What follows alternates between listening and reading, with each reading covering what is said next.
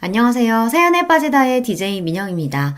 오늘 사연자는 배려를 해줘도 고마운 줄 모르는 무개념 동서들 때문에 제대로 화가 났다는데요. 과연 어떤 사연인지 들어보시겠습니다. 오늘도 두 가지 사연 준비되어 있어요. 끝까지 들어주실 거죠? 그럼 바로 시작해 볼게요. 구독과 좋아요 잊지 말고 꼭 눌러주세요. 안녕하세요. 저는 40대 여자입니다. 저는 가정주부로 현재 초등학교에 다니는 딸을 하나 키우고 있어요. 아이가 어릴 때는 정신없이 아이만 키우느라 스스로를 돌보지 못한 채 시간이 어떻게 가는 줄도 모르고 살았습니다. 그런데 어느새 아이를 학교에 보내고 정신을 번쩍 차렸더니 40이 넘었더군요. 아이도 이제 제법 혼자 할 수 있는 게 많아져서 저도 혼자만의 시간이 늘었어요. 애가 어릴 때는 하루빨리 이런 시간이 오기만을 기다렸는데 막상 아이가 자라 저를 찾지 않는 시간이 서서히 많아지자 어쩐지 허전하고 씁쓸하더군요. 이런 이야기를 친구들에게 했더니 그런 때는 취미생활을 만들던지 일을 해야 한다고 하더라고요. 안 그러면 애한테만 너무 집중하게 돼서 우울증이 올 수도 있다고요. 그 이야기를 들으니 정신이 번쩍 들었습니다. 저희 친정어머니가 생각나서요. 저희 친정어머니는 가정주부셨는데요. 아버지가 회사 일이 워낙 바쁘셔서 집을 많이 비우셨어요. 해외 출장도 많이 다니셨고요. 그러다 보니 육아를 아예 도와주지 못하셨습니다. 그래서 제가 중학교에 갈 때까지 어머니가 저를 혼자 키우다시피 하셨어요. 그러다 보니 어머니와 저는 둘이 함께 있는 시간이 유독 많았습니다. 나중에는 모녀지간이 아니라 거의 친구 관계 같았어요. 그런데 문제는 제게 사춘기가 찾아왔을 때였어요. 사춘기는 엄마보다는 친구가 더 좋잖아요. 친구들과 어울리는 게 좋아서 집에도 늦게 들어가게 되고 주말이면 친구들을 만나러 나갔습니다. 자연스레 엄마와 보내는 시간이 줄어들었죠. 그때 엄마랑 많이 싸웠어요. 엄마는 제가 점점 커져가는 걸 모르고 아직도 어린 줄 알고 항상 본인 옆에 있어야 한다고 생각했습니다. 저는 그게 집착처럼 느껴졌어요. 지금이야 저도 결혼해서 자식을 낳았으니 당시에 외로웠을 엄마 마음이 조금은 이해가 되지만 그때는 전혀 몰랐어요. 엄마가 저에게만 신경 쓰고 집착하는 게 싫었습니다. 그래서 더 삐딱하게 굴었어요. 그때 생각이 나니 혹시나 저도 제 딸아이에게 집착하는 엄마가 되지는 않을까 걱정이 앞섰습니다. 저희 남편도 자영업을 해서 새벽이고 밤이고 없이 바빠요. 그래서 아이를 챙기는 건 온전히 제 몫이었습니다. 저는 아이에게 집착하지 않는 엄마가 되기 위해 제가 먼저 노력해야겠다 마음을 먹었어요. 그래서 앞으로 저의 미래를 위해 준비를 해야겠다 싶었죠. 사실 제가 대학을 못 나왔어요. 고등학교 때 사춘기가 심하게 와서 방황을 좀 하다가 공부를 아예 놔버렸습니다. 당시에도 어머니는 무조건 대학은 가야 하는 거라고 학원도 보내고 과외도 시켜주셨지만 소용없었어요. 제 생각은 온통 노는 데에만 가 있었거든요. 그나마 다행이었던 건 아버지 생각은 달랐다는 거예요. 요즘 개나 소나 다 대학 가는데 대학이 뭐가 중요해? 어차피 공부할 마음 없는 애 이름도 없는 대학 보내봐야 뭐해. 학비만 아깝지. 너 하고 싶은 거 있으면 이야기해라. 아버지가 다 하게 해줄 테니까. 제가 무남동녀 외동딸이다 보니 아버지는 항상 제가 하고 싶다는 거는 뭐든지 다 해주셨어요. 사실 저도 이제와 말이지만 아마 저도 모르는 사이 그런 아버지의 다정함에 기대해 아무 생각 없이 살았는지도 몰라요. 제가 뭘 하든 아버지는 항상 곁에서 든든한 버팀목이 되어주셨으니까요.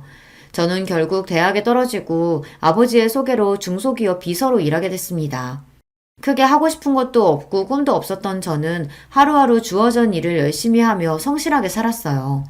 당시에 주변 친구들은 대학에 다니며 취직하겠다고 자격증도 따고 외국에 어학연수도 다녀오고 다들 바빴지만 저는 전혀 신경 쓰이지 않았어요. 남들이 목적을 가지고 앞만 바라보며 살아간다고 해서 저까지 그럴 필요는 없다고 생각했으니까요. 그렇다고 제가 아빠만 믿고 게으르게 산 건 아니에요. 아버지 소개로 들어가긴 했지만 어쨌든 그 회사에서 8년을 넘게 일했습니다. 다른 회사에서 스카우트 제의가 있었을 만큼 열심히 일했어요. 남편도 그 직장에서 만났습니다. 비서로 일하다 보니 여러 사람들을 만나는 일이 많았었는데 남편도 그중 하나였어요. 시작은 일로 만나게 됐지만 서서히 가까워지며 연애도 하고 결혼까지 꼴이 나게 되었습니다. 저는 결혼하기 전까진 부모님과 함께 살았어요. 그러다 결혼하면서 독립하게 됐습니다. 처음엔 저도 부모님과 떨어져 혼자 산다는 게 기대가 많이 됐어요. 그 전까지는 성인이라도 알게 모르게 부모님의 간섭을 받았었는데요. 결혼하고 나면 온전히 독립된 성인이니 그 전보단 자유롭게 살 줄 알았죠. 더군다나 사랑하는 사람과 단둘이 한 집에서 알콩달콩 산다는 게 드라마 속에 나오는 연인들처럼 행복할 줄 알았어요. 그런데 제가 착각을 해도 단단히 착각하고 있었더군요. 현실은 드라마와 너무 달랐어요. 결혼과 동시에 일을 그만두고 남편 내조를 하기 시작한 저는 처음엔 너무 혼란스러웠습니다. 집안일이라는 게 그냥 한다고 해서 처음부터 잘하는 게 아니더라고요. 밥하고 청소하는 일도 분명 배우고 해본 사람들이 잘하는 거였어요. 결혼 전까지 제 빨래도 한번 돌려본 적 없었던 저는 하나하나 스스로 해나가느라 꽤 고생했습니다.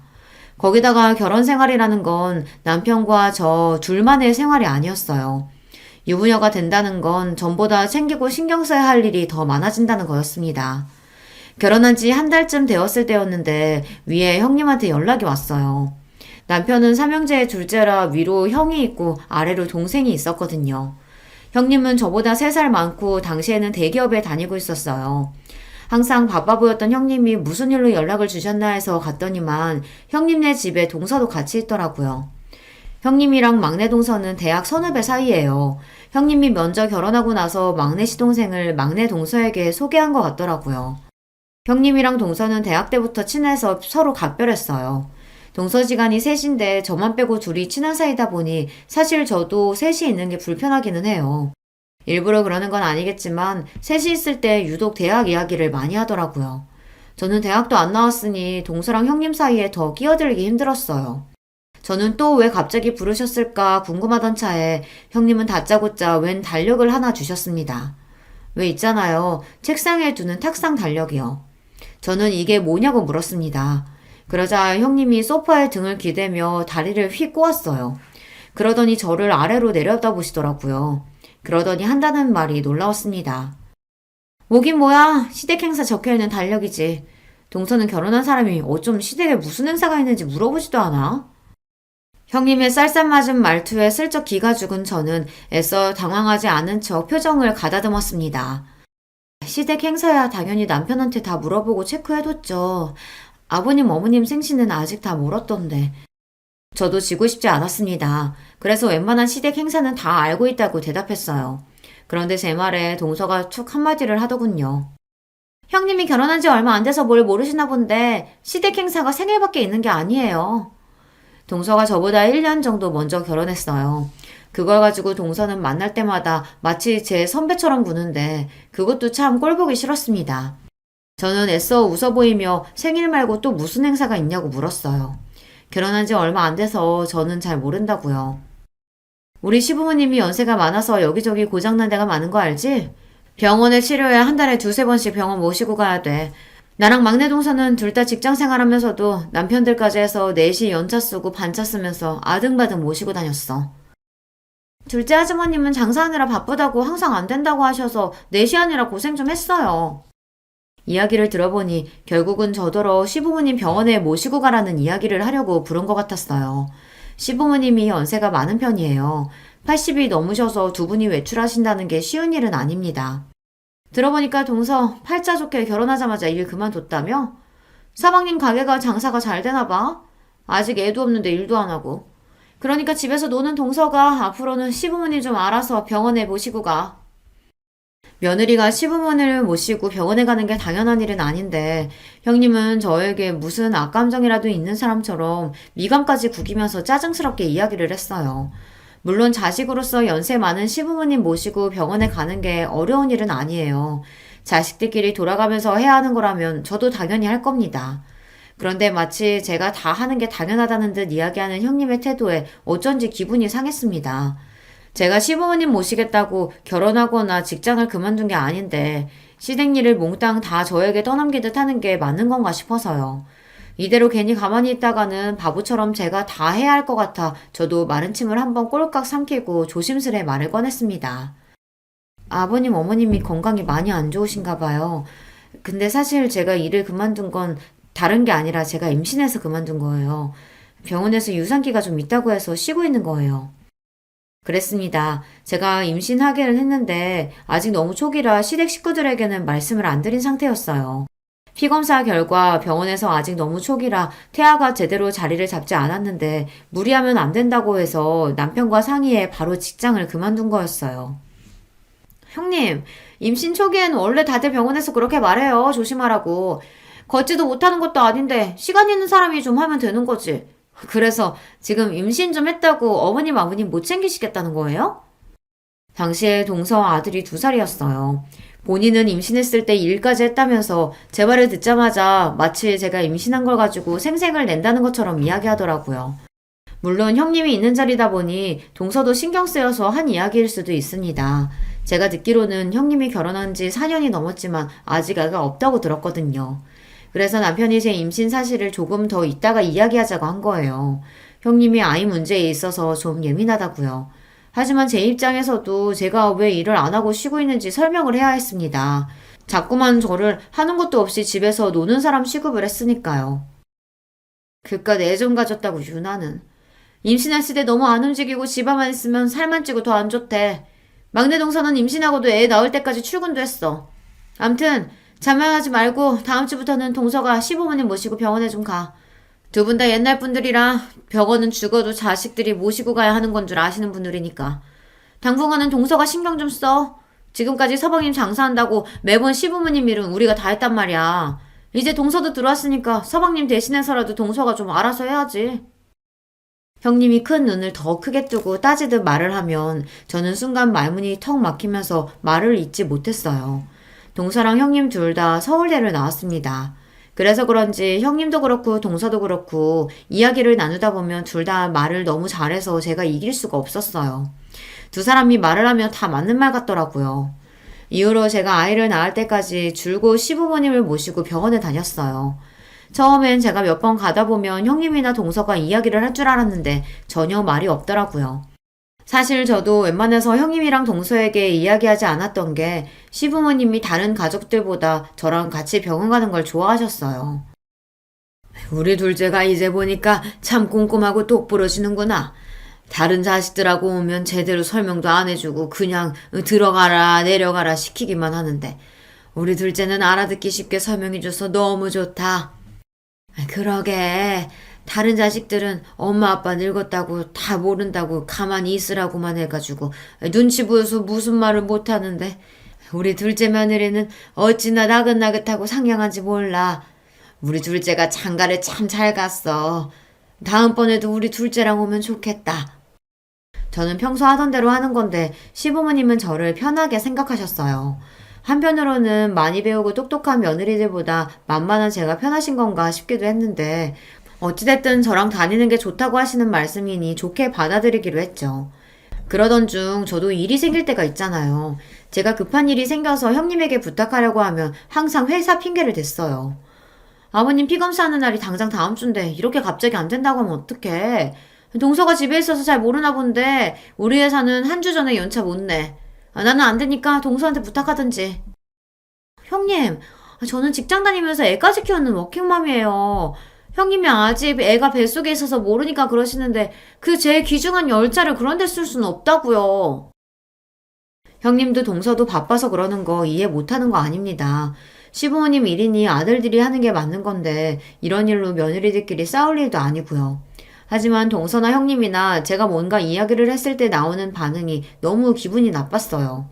차라리 전화를 안 받는 게 낫지 받으면 꼭 듣기 싫은 소리를 한마디씩 하더라고요.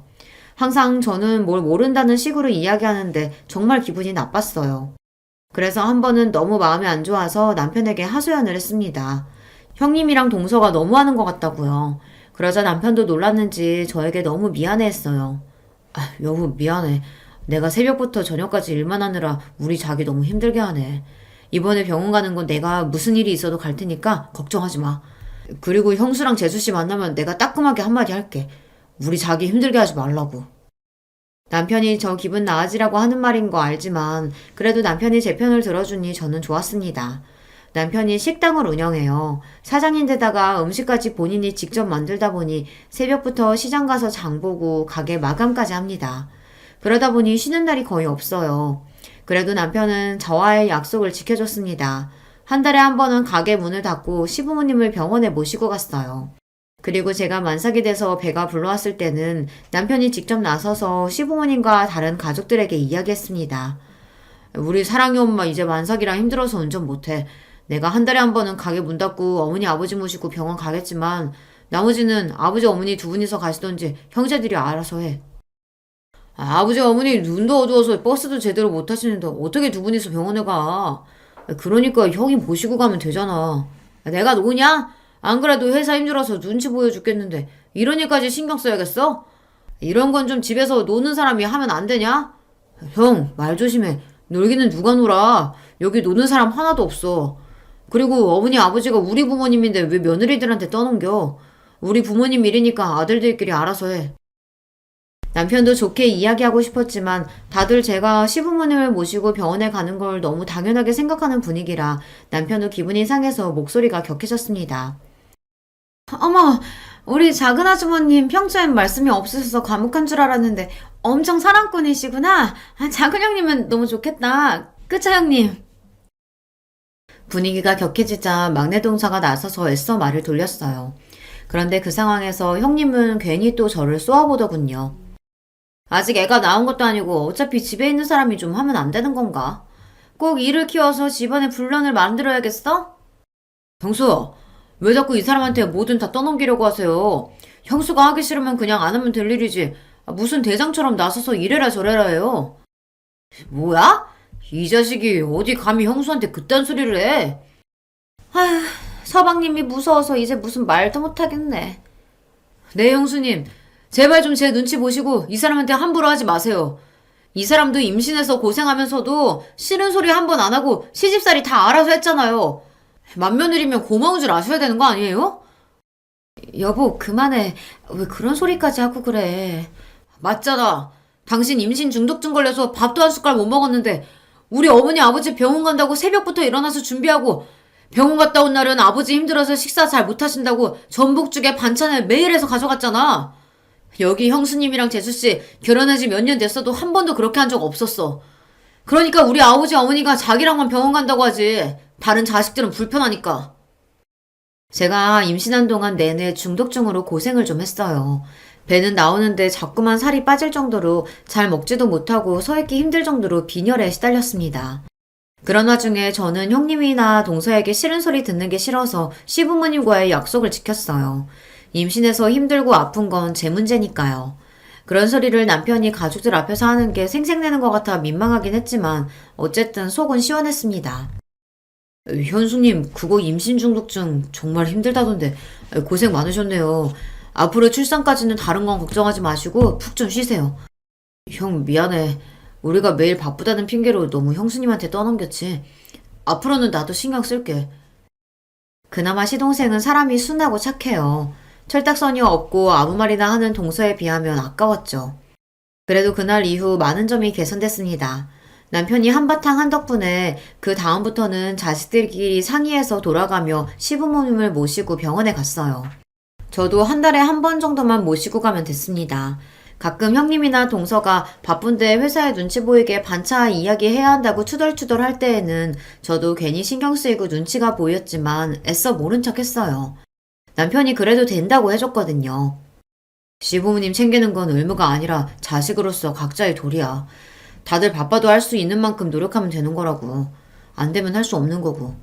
당신도 우리 사랑해 보느라 꼼짝도 못하는데도 자식으로서 도리하려고 노력하잖아. 자식이면 다 똑같이 하는 거니까 절대 눈치 볼 필요 없어. 우리 힘들다고 그 사람들이 도와주는 거 아니니까. 우리는 우리대로 살아야지. 남편은 언제나 제 편을 들어줬어요. 남편은 제 마음이 어떤지가 가장 우선인 좋은 사람입니다. 그런 사람과 살다 보니 저도 언제나 마음이 편안했어요. 아이 키우는 게 힘들고 지쳐도 언제나 내 편이 되어주는 사람이 곁에 있으니 힘이 되더라고요. 동서나 형님이 만날 때마다 기분 나쁜 소리를 툭툭 한 번씩 할 때에도 별로 신경 쓰이지 않았습니다. 저에게는 남편이 있으니까요. 무슨 일이 있을 때마다 시댁에서 동서와 형님과 마주하는 게 종종 힘들 때도 있었지만 아이가 태어나고 나서는 저도 아이 키우느라 정신이 없어 대충 그러려니 했습니다. 남들은 시부모님 등살에 시집살이도 한다는데 저는 그 대신에 동서들 때문에 좀 피곤하다 정도로 여기고 참기로 했어요. 그런데 아무리 대충 넘어가려고 해도 한 번씩 참기 힘든 순간이 있었습니다. 한 번은 이런 적이 있었어요. 명절이라 식구들이 모두 시댁에 모였어요. 그때 형님이 결혼하고 7년 만에 임신해서 형님 어깨가 한껏 올라갔을 때예요. 입덧이 심하다고 아무것도 못하고 누워만 있을 때였죠. 제가 임신했을 때는 유난이라고 그렇게 무안을 주더니만 본인은 저보다 더 하더라고요. 냉장고를 열기만 해도 냄새 난다고 주방에 나오지도 않았어요.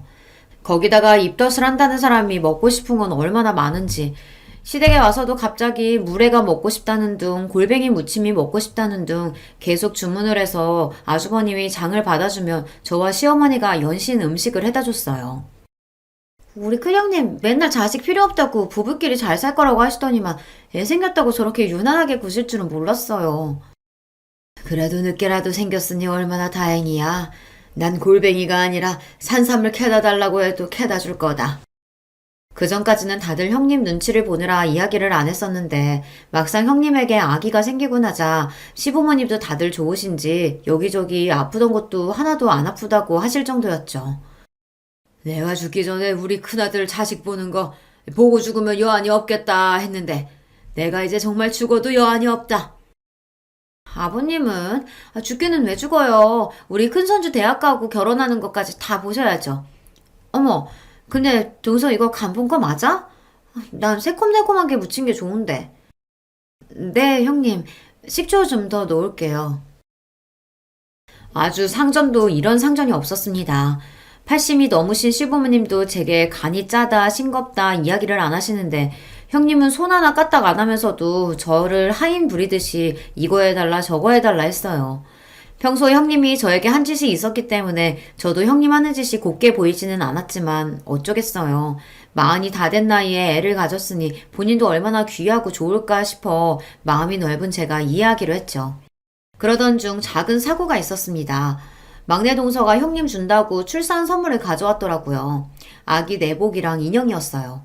그런데 하필이면 그걸 제 딸아이가 박스를 다 뜯어버린 거예요. 당시에 딸이 돌이 좀 안 됐을 때라 눈에 보이는 건 다 물고 빨고 할 때였는데 제가 주방에서 음식을 하는 사이 쇼핑백을 가지고 놀다가 안에 있던 물건을 입에 물고 포장지가 다 뜯어졌더라고요. 화장실을 가다가 제가 놀라서 딸아이가 들고 있던 물건을 뺏으며 남편에게 한 소리 했습니다. 애 안 보고 뭐 하냐고요. 텔레비전에 빠져있던 남편이랑 아주버님도 놀라서 달려왔지만 소용없었어요. 이미 인형에다가 침을 범벅을 해놓은 상태였죠. 저는 형님이랑 동서에게 너무 미안해서 바로 인형이랑 내복을 빨아주겠다고 했습니다. 그런데 그때였어요. 방에 누워있던 형님이 갑자기 방문을 벌컥 열고 나오더니 제 손에 있던 내복이랑 인형은 낚아채버렸습니다. 그러더니 한다는 말이 어이가 없었어요. 동서, 이 더러운 걸 빨긴 뭘 빨아? 우리 아기더러 침범벅된 인형 가지고 놀라는 거야? 아, 됐으니까 저리 치워. 주아가 요즘 이가 나느라 잇몸이 간지러운지 아무거나 이로 깨물더라고요. 형님, 애기 침이니까 빨면 괜찮을 거예요. 이래 주세요. 제가 금방. 형님은 평소에도 워낙 애침이나 똥 이런 걸 유난히 못 견뎠어요. 저나 동서가 애들 응가해서 씻기거나 하면 자기는 비위가 약하다며 방에 들어가 버리곤 했습니다. 그래도 이제는 본인도 아기가 생겼으니 좀 나아졌을 줄 알았어요. 그런데 여전히 아기가 침 좀 묻힌 거 가지고 호들갑을 떨더라고요. 됐다니까? 나 이렇게 더러운 건 내 새끼한테 못 주니까 그냥 갖다 버려. 아까우면 그냥 주아 쓰게 두든지. 애침 가지고 더럽네 뭐네 하는데도 저는 평소 형님 성격을 잘 알다 보니 좋게 넘어가려고 했습니다. 그래서 어떻게든 깨끗하게 빨아주려고 했어요. 그런데도 형님은 끝까지 필요 없다고 소리를 지르며 제게 인형을 던졌습니다. 형수, 지금 뭐 하시는 거예요? 애가 그럴 수도 있지 뭘 그렇게 예민하게 굴어요. 아유, 그래, 큰애야. 애가 놀다 보면 그럴 수도 있는 거지. 가족끼리 뭘 그런 걸로 따지고 그러냐. 다들 왜 저한테만 그러세요? 제 뱃속에 아기 어떻게 가지는지 몰라서 그러세요? 제가 얼마나 힘들게 가지는데 전 절대 남이 쓰던 거, 침 묻은 거 이런 거 절대 내 새끼한테 안 줄 거예요. 형님이 아이를 시험관으로 어렵게 가셨어요. 병원에서 처음엔 쌍둥이라고 했는데 얼마 전에 쌍둥이 중 한 아이가 계류 유산이 되어 한 아이만 남았습니다. 그러다 보니 모든 게 다 걱정되고 예민할 거예요. 형님의 그런 마음을 저도 같은 엄마로서 충분히 이해는 하지만 어린 제 아이가 한 행동을 가지고 저렇게까지 발작하면서 화를 내니 저도 답답하더군요. 형님도 참, 그렇게 싫으시면 제가 하나 더 사드릴게요. 작은 형님, 이건 그냥 주워주세요. 큰 형님 건 제가 하나 더 사죠, 뭐. 평소 형님 일이라면 형님 편만 드는 동서도 이 상황이 민망했는지 저를 보며 눈빛을 다 보내더라고요. 그냥 본인이 알아서 하겠다고요. 참 쉽지 않습니다. 나이 들어서 내 새끼 키우고 가정을 챙기는 것만으로도 지치고 힘든데 형님 눈치까지 보고 살려고 하니 나날이 힘들었어요. 임신했을 때부터 우리 형님은 참 유난한 엄마가 되겠구나 생각은 했었는데 역시나 보통 엄마는 아니더군요. 무슨 일이 있어도 그 잘난 대기업은 절대 안 그만둘 것처럼 하더니만 육아휴직이 끝나자마자 회사를 그만뒀어요. 거기다가 더 대박은 그만두려면 혼자나 그만둘 것이지 자꾸만 동서까지 꼬셨다는 겁니다. 내가 애 낳아보니까 말이야, 애는 무조건 엄마가 옆에서 키워야 돼. 남의 손에 키우면 그게 다 나중에 티가 나더라니까. 동서, 우리가 누구야? 서울대까지 나오고 남들 다 들어가고 싶은 대기업 10년 넘게 다녔잖아. 내 새끼 위한 더 나은 미래 위해선 우리 같은 인재가 가만히 있어서는 안 돼. 동서도 이 기회에 회사 그만두고 나랑 같이 사업하는 거 어때? 누가 보면 한 애 다섯은 키워본 사람처럼 형님은 육아 박사가 됐습니다. 어디서 정보를 그렇게 얻어오는 건지 어린이집은 이런 곳을 보내야 한다더라. 영어랑 수학은 빠르면 빠를수록 좋다더라. 이러면서 저나 동서에게 매일 훈계를 했어요. 저야 형님이 그러는 게 하루 이틀 된 일이 아니니 항상 한 귀로 듣고 한 귀로 흘렸습니다.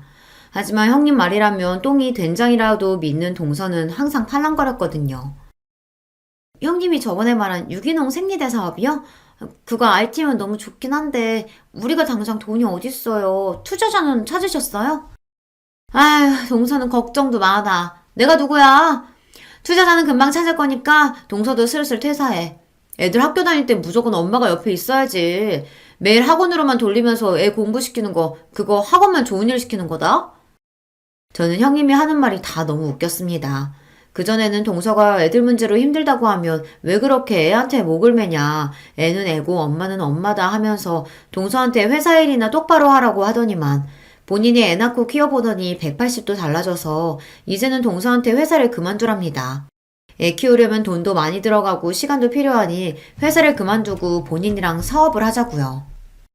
형님도 참 애는 각자 집안 사정에 맞게 키우면 되는 거지 뭘 그렇게까지 이야기하세요. 전에는 동서한테 절대 애 때문에 일 그만두지 말라고 버티라고 하시더니 저도 듣다 형님이 하는 말이 웃겨서 한마디 했습니다. 사람이 이랬다가 저랬다가 하는 꼴이 웃겨서요. 동서가 뭘 한다고 끼어들어? 동서는 고등학교 간신히 졸업하고 남의 밑에서 커피만 타다 시집왔으니 직장에 미련 없겠지. 그렇지만 우리 같은 사람들은 회사 하나 그만두는 것도 엄청 큰 결심하고 그만두는 거야. 그리고 누가 봐도 우리같이 서울대 나온 사람들이 애들 교육에 대해서 훨씬 더 많이 알지 않겠어? 모르면 가만히 좀 있어. 또 그 소리였습니다. 본인들은 서울대를 나왔고 저는 고졸이니 뭘 모른다고요. 이제 하도 많이 들어서 별로 기분이 상하지도 않았습니다. 하지만 그건 그거고 제가 살아온 과거까지 마음대로 떠드는 건 저도 참기 힘들었습니다. 네, 형님이랑 동서 서울대 나온 대단한 사람들인 거 잘 알죠. 근데요, 저 같은 고졸도 결혼하고 아이 생겼다고 10년 가까이 다녔던 직장 그만두는 거 쉬운 일 아니에요. 저도 어렵게 결정했어요. 어머머, 뭐래? 동서, 누가 보면 내가 동서 고졸이라고 무시한 줄 알겠어. 안 그래, 막내 동서? 그러게요. 작은 형님 본인이 대학 안 나와놓고 우리가 학교 얘기하고 그러는 게 거슬렸나 봐요. 작은 형님 죄송해요. 앞으로는 조심할게요. 형님도 동서도 참 얄밉습니다. 자기들이 대놓고 저를 고졸이라고 무시해놓고는 제가 듣기 싫다는 식으로 이야기하면 항상 그런 적 없다는 식으로 잡아댔어요. 저도 이제 결혼한 지 벌써 10년이 다 됐습니다. 그동안 동서랑 형님이랑 말도 못할 정도로 별의별 일이 다 있었죠. 저한테 왜 그러냐고 하소연도 해보고 대놓고 기분 나쁘다고 해보기도 하고 남편에게 이야기도 했습니다. 그런데 다 소용없었어요. 제가 뭘 하든 형님도 동서도 저를 다르게 대할 생각이 전혀 없으니까요. 오히려 제가 싫은 티를 내면서 형님이고 동서를 건드리는 게 더 분란을 만들었어요. 괜히 저 때문에 어른들 앞에서 남편이랑 아주버님 시동생이 다투기도 했으니까요. 그 이후로는 저도 형님이고 동서를 그냥 다 무시하기로 했습니다. 그 사람들이 잘나든 잘나지 않든 그냥 저랑은 많이 다른 사고방식을 가진 사람들이라고 생각하기로 했어요. 저에게 기분 나쁜 소리를 해도 웃어넘기고는 했죠. 그런데 저 혼자서만 노력한다고 해서 되는 게 아니더군요. 어느 날이었습니다. 주말 아침부터 형님에게 연락이 와 받았는데 오늘 형님네 조카 생일잔치라고 저더러 집에 와서 좀 도와달라고 하더라고요.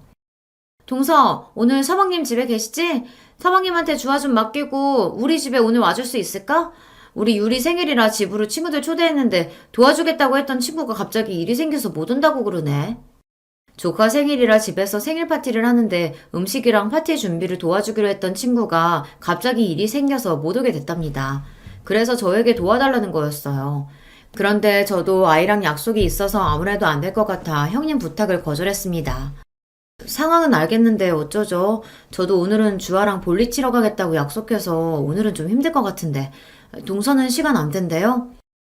평일에 학원 다니느라 고생하는 딸아이가 이번 주말만큼은 가족들이랑 볼링 치러 가고 싶다고 해서 이미 약속을 한 상태였는데 제가 빠지기가 미안했습니다. 막내 동서도 당연히 불렀지. 근데 나나 막내 동서나 둘 다 공부만 할 줄 알지 음식 솜씨는 영 없잖아. 음식은 동서가 잘하니까 와서 좀 도와줘. 아니 볼링장이야 내일 가도 되잖아. 마음이 급하기는 한지 형님이 웬일로 저에게 좀 도와달라고 애원을 하더군요. 저는 고민 끝에 남편과 딸에게 볼링장은 내일 가자고 잘 이야기하고 형님네로 갔습니다. 역시나 형님이었어요. 고작 10살짜리 생일 파티를 거하게도 준비하셨더군요. 이벤트 업체에서 파티용품이랑 마술사까지 불렀다더라고요. 아무튼 우리 형님 유난하다니까. 이럴 거면 음식도 업체 부르면 되지. 왜 굳이 집에서 직접 하겠다고 한 거예요? 웬만한 건 배달 시켰지. 근데 우리 유리가 떡볶이랑 김밥은 작은 엄마가 한 게 제일 맛있다잖아. 꼭 친구들한테 자랑하고 싶다고 작은 엄마 불러달라고 난리치는데 어쩔 수가 없었어. 어쩐지 이상하다 싶기는 했습니다. 항상 비싸고 좋은 것만 좋아하는 형님이 웬일로 저에게 김밥이랑 떡볶이를 만들어 달라고 하나 했더니만 조카가 제가 만든 게 제일 맛있다고 했나 보더라고요. 조카가 제가 만들어준 음식이 맛있다고 하니 괜히 더 기분이 좋아져 더 열심히 만들어줬어요. 생일 파티 준비가 거의 마무리되어 가자 조카 친구들이 우르르 도착했습니다. 제가 할 일은 끝난 것 같아 조카에게 생일 축하한다고 인사를 하고 나올 생각이었어요. 그런데 그때 작은 소란이 좀 있었습니다. 조카에게 인사하려고 조카가 친구들이랑 놀고 있던 방에 들어갔더니 애들끼리 이상한 소리를 하고 있더라고요. 뭐? 너네 엄마 대학 안 나왔다고? 헐, 어떻게 그럴 수가 있어? 우리 엄마가 그러는데 대학 안 나오면 인생 망하는 거라던데? 에이, 무슨 소리야. 대학 좀 안 나온다고 인생이 왜 망해? 우리 엄마가 그러는데 인생은 공부만 잘한다고 잘 사는 게 아니라 했어. 그리고 우리 엄마 대학 안 나왔어도 지금 회사 다니면서 잘 살아. 그거야, 너희 엄마가 대학을 안 나왔으니까 일부러 그런 소리 하는 거지. 대학 못 나온 게 창피하니까. 아니거든. 우리 엄마 대학 안 나온 거 하나도 안 창피하거든.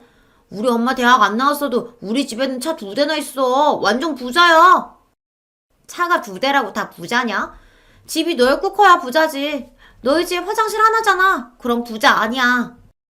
저도 자식을 키우고 있다 보니 애들끼리 별의별 말 다 하는 거 잘 압니다.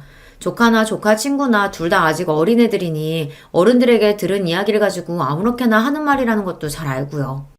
자기들이 무슨 소리를 하는지도 모르고 하는 걸 거예요. 하지만 아무리 몰라서 하는 말이라도 제 조카가 친구에게 한 말은 분명히 상대방 기분을 나쁘게 할 수 있는 말이니 어른으로서 바로 잡아주는 게 맞다 싶었습니다. 유리야, 큰엄마가 들어오다가 우연히 들었는데 친구들한테 그렇게 말하면 안 되는 거야. 친구 엄마 이야기인데 그렇게 함부로 이야기하면 친구가 상처받을 수도 있잖아. 친구들끼리 싸우지 말고 우리 서로 사과할까? 여럿이 있는 앞에서 누구 잘못이라고 이야기하기가 저도 좀 그래서 다시 예쁘게 말을 해보자고 했습니다. 그런데 그때 제 얘기에 조카가 기분이 상했는지 갑자기 울음을 터뜨렸어요. 그러더니 큰 소리를 내며 동서들이 있는 거실로 나갔습니다. 엄마, 작은 엄마가 나한테 뭐라고 했어. 작은 엄마가 내 편 안 들어주고 김민지 편 들어주고 작은 엄마 미워. 작은 엄마 자기 집에 가라고 해. 순간 눈물을 펑펑 흘리며 형님에게 달려가는 조카의 모습에 저는 적잖이 당황했습니다. 더군다나 더 기가 막혔던 건 형님의 태도였어요. 동서 뭐야? 유리 얘기 들어보니까 이건 순전히 동서가 고졸이라 기분 나빠서 우리 유리한테 뭐라고 한 것 같은데 유리가 고졸은 망하는 거라고 해서? 애 말만 듣고 저에게 다짜고짜 따지는 형님의 태도에 저는 기가 막혔습니다. 더군다나 조카가 친구 엄마가 대학 안 나왔다고 그러면 망하는 거라고 그렇게 이야기한 걸 듣고도 저에게 화만 냈어요. 자기 자식 사과시킬 생각은 안 하고요. 형님, 지금 무슨 말씀 하시는 거예요? 애들끼리 싸우는 거 말린 건데 제가 기분 나쁠 게 뭐가 있어요? 유리가 대학 안 가면 망하는 거라고 해서 그런 말 하면 안 된다고 했다면서요. 그럼 형님이 기분 나빠서 하신 얘기가 맞죠? 혼내는 시어머니보다 말리는 시누이가 더 얄밉다더니 딱 그 짝이었습니다. 가만히 있으면 반이라도 갈 걸 동서는 굳이 나서서 형님 편을 들더군요. 그건 제가 고졸이라서 기분 상해서 그런 게 아니라 아무리 어린애라도 친구한테 그런 식으로 이야기하면 안 되니까 하지 말라고 가르쳐 준 거예요. 서울대식이나 나오면 뭐랍니까? 사람이 저 정도로 기본 개념이 없는데 말이죠. 저도 나름대로 아이들도 있으니 참아보려고 했습니다. 그런데 짜증이 나서 도저히 참을 수가 없었어요. 표정 관리가 되지 않았습니다. 그런데 그때 형님은 결코 넘지 말아야 할 선을 넘고야 말았습니다. 맞네, 맞아. 지가 고졸이라 찔려서 그런 거네. 맞아. 동서, 괜히 핑계 좀 대지 마. 평소에도 우리한테 학벌로 미리니까 이래저래 짜증났었는데 이때다 싶어서 내 새끼한테 화풀이 한 거잖아. 아휴, 정말. 이래서 가족도 수준이 맞아야 하는 거라니까. 동서, 잘 들어. 고졸이면 인생 망하는 거 맞아. 너 스스로 좀 봐. 너는 우리 집안 수치잖아. 그러니까 망한 거 맞지? 이제 좀 내 말 알아들었어? 순간 저는 제 두 귀를 의심했습니다. 제가 들은 말이 정말 사실인가 싶어서요.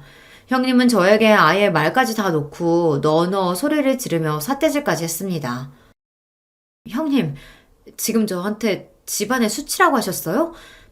그 말 후회 안 하죠? 사람이 너무 화가 나면 이성이 날아간다고 하잖아요. 제가 그 순간에 딱 그랬어요. 정말 간신히 붙잡고 있던 이성의 끈이 빠지지 끊어지며 형님이고 뭐고 눈에 뵈는 게 없었습니다.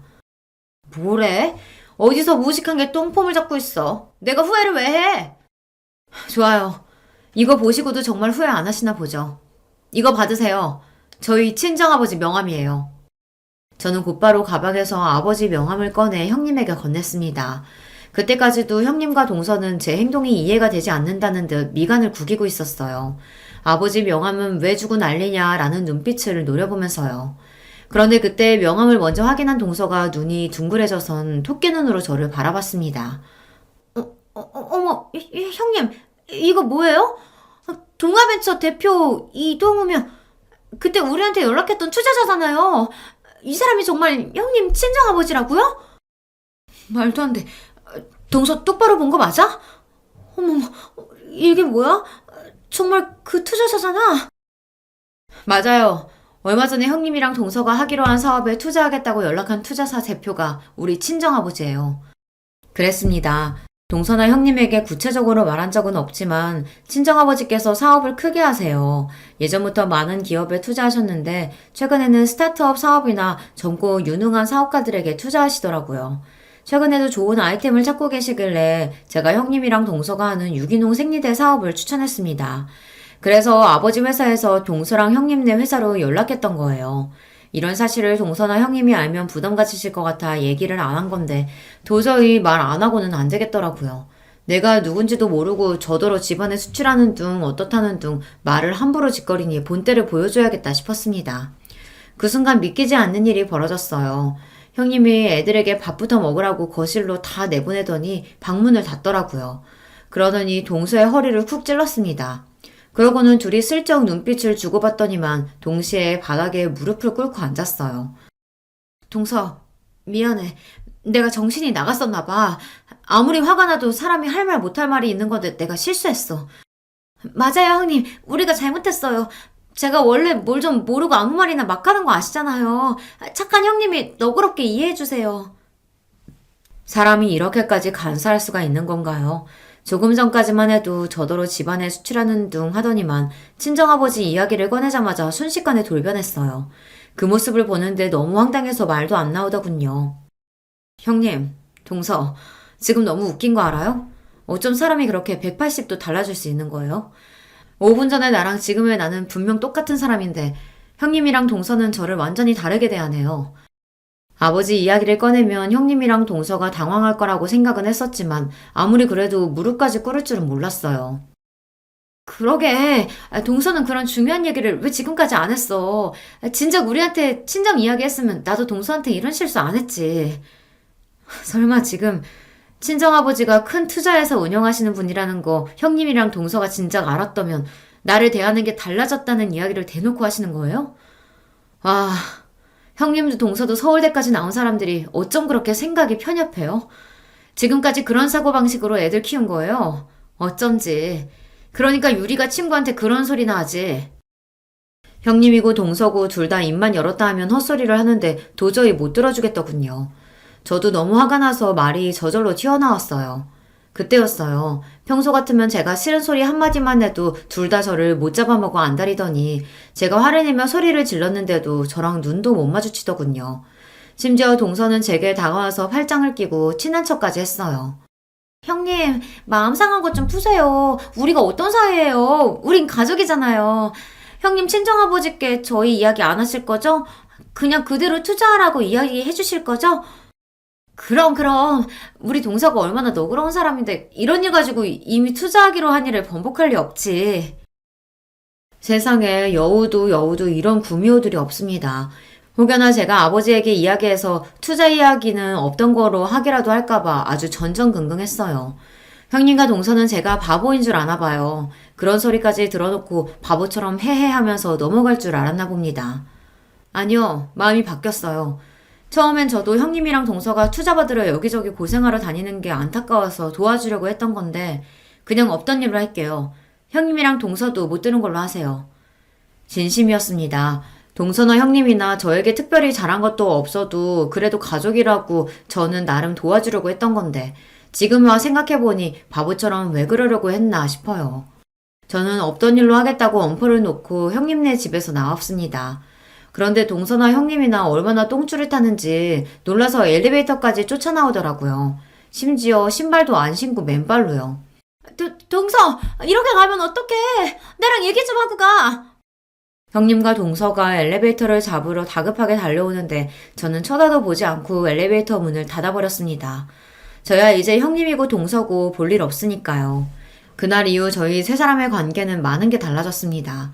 동서와 형님은 그날부터 매일같이 저에게 전화를 걸고 찾아왔어요. 그러면서 한다는 말이 본인들이 어떻게 하면 마음을 풀 거냐고 했어요. 동서, 이거 강남 신세계에서 제일 잘 나가는 디저트래. 동서 디저트 좋아하지? 내가 2시간이나 줄 서서 사온 거니까 얼른 먹어봐. 귀찮게 왜 이런 걸 사오셨어요? 근데 형님, 이런 거 사러 다닐 시간에 투자자부터 찾아다니셔야 하는 거 아니에요? 어머, 형님, 그게 무슨 말씀이세요?